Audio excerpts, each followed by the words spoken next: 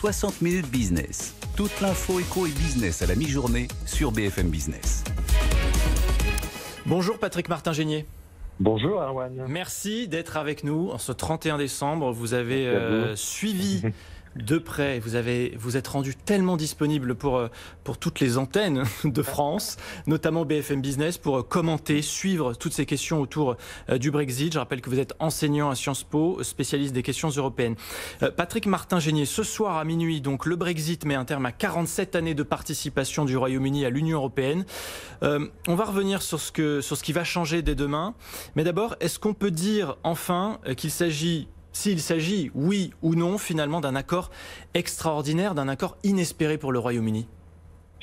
Alors, est-ce qu'il s'agit d'un accord inespéré? En tout cas, il fallait en sortir, il fallait voter ce deal, cet accord, aussi imparfait soit-il.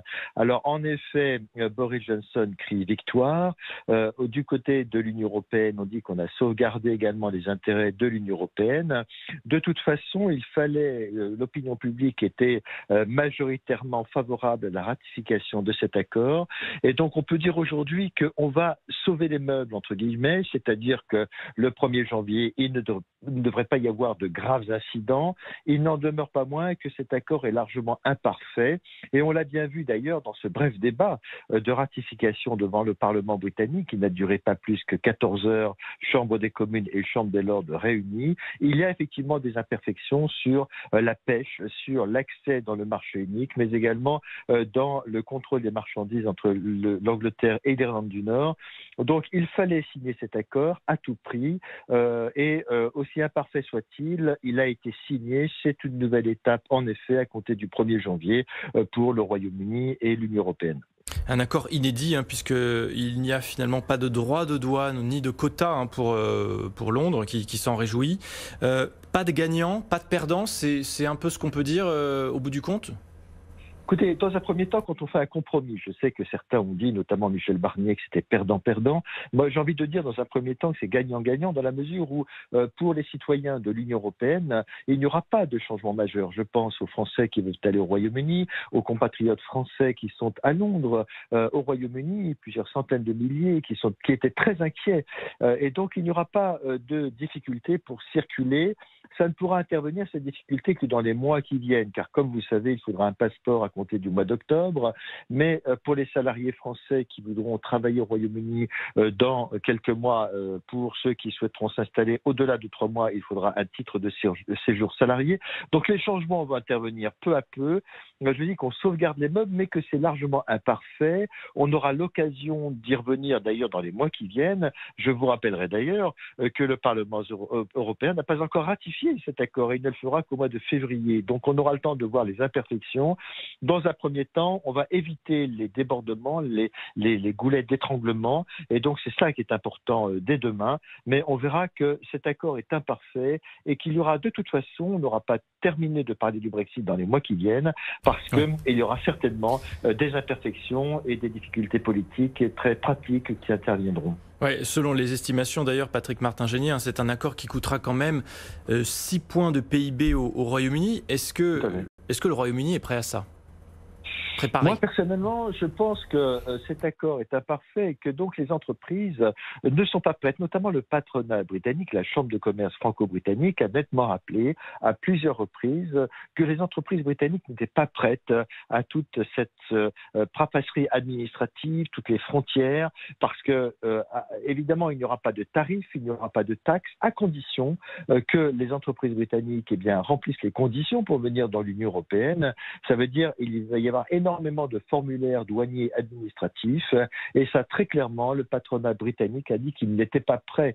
Donc cela va entraîner des surcoûts en termes matériels, humains et financiers pour les entreprises et il ne faut pas exclure effectivement des files d'attente des véhicules et des camions à la frontière britannique. Est-ce que Michel Barnier, le négociateur en chef du Brexit pour l'Union européenne, sort la tête haute de ces mois de négociations, années de négociations? Oui, je crois que Michel Barnier a énormément travaillé correctement. Il a fait preuve de beaucoup de patience et d'ailleurs, il l'a dit lui-même que ces négociations du Brexit étaient non seulement une école, mais une université de patience. Il a négocié, il a été extrêmement courageux. Ça a été extrêmement difficile d'un côté et de l'autre parce que les Britanniques ont été très très durs, en effet, sur ces négociations. Il a défendu les intérêts de l'Union européenne, mais vous aurez remarqué qu'au cours des dernières 72 heures, eh bien, Michel Barnier et David Frost, les négociateurs britanniques, ont été un peu mis sur le côté. Et c'est Ursula von der Leyen et Boris Johnson, le Premier ministre britannique, qui ont pris donc l'initiative de la négociation. Est-ce qu'on peut imaginer, Patrick Martin-Genier, quelle sera la relation entre le Royaume-Uni et l'Union européenne à l'avenir? Pas forcément là dans les semaines à venir, mais dans les années qui vont suivre. Écoutez, je pense que le Royaume-Uni, c'est fini pour l'Union européenne pour un certain nombre d'années, notamment sur le plan économique. Sur le plan commercial, nous verrons bien, mais l'Union européenne, comme l'a dit d'ailleurs Boris Johnson, en fait, très bizarrement, a dit que culturellement, il restait proche de l'Europe, ce pays. Et il y aura fatalement une coopération, notamment en matière de défense, de sécurité. Et vous savez qu'une des priorités, c'est quand même la lutte contre le terrorisme. Et sur ce point, c'est assez imparfait cet accord, dans la mesure où il faudra échanger les données, notamment sur les personnes qui sont susceptibles de promouvoir la criminalité et le terrorisme.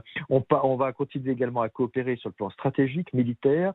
Le Royaume-Uni est un grand pays membre permanent du Conseil de sécurité des Nations Unies, comme la France. Donc sur ce point, il y aura une coopération militaire très importante. Et par la suite, nous verrons bien, parce que s'agissant par exemple des étudiants, vous savez qu'ils ne participeront plus au programme d'Erasmus, et ça c'est grave, et je pense que dans les années qui viennent, eh bien, il va falloir retisser des liens avec le Royaume-Uni, mais ça ne sera jamais comme avant. Et de toute façon, à supposer qu'un jour, un nouveau gouvernement veuille revenir dans l'Union européenne, à mon avis, il s'écoulera fatalement une génération. Bon, et tout n'est pas encore totalement décidé. Il y a encore des négociations qui vont avoir lieu dans les jours et les semaines à venir. Tout n'est pas encore dans ce contrat qui a été signé entre le Royaume-Uni et l'Union européenne. Et puis, c'est probablement seulement dans quelques années qu'on pourra vraiment évaluer l'impact concret de ce Brexit. En tout cas, le compte à rebours est lancé. Ce soir, minuit, le Royaume-Uni quitte l'Union européenne. Merci infiniment, Patrick Martin-Genier, d'avoir été avec nous, non pas seulement aujourd'hui, mais tout au long de ces mois, comme je le disais, puisque vous nous avez aidé à suivre et à comprendre tous ces événements autour du Brexit, enseignant à Sciences Po, spécialiste des questions européennes. Très bon réveillon et puis très bonne année avec un petit peu d'avance.